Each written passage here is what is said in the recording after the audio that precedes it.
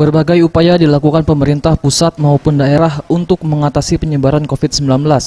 Selain pengadaan vaksin, langkah pemberian plasma konvalesen juga dilakukan guna menekan penularan virus corona.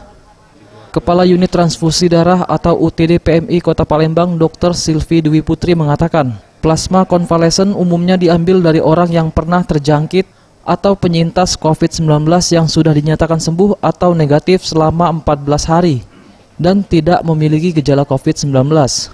Selain itu, ada batas maksimal yaitu 3 bulan setelah dinyatakan sembuh.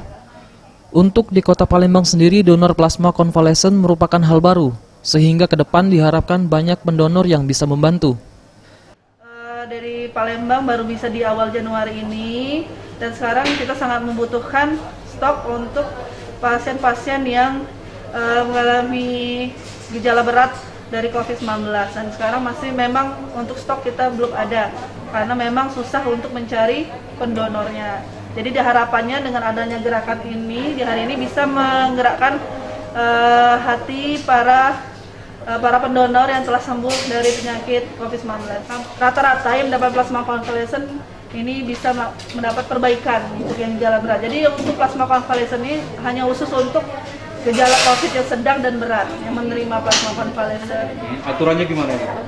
Jadi kalau dari kita untuk plasma konvalesen ini kalau ada permintaan dari rumah sakit kita bantu. Tapi kalau kita tidak ada stok kita cari pendonornya dan cari stok atau UTD yang lain.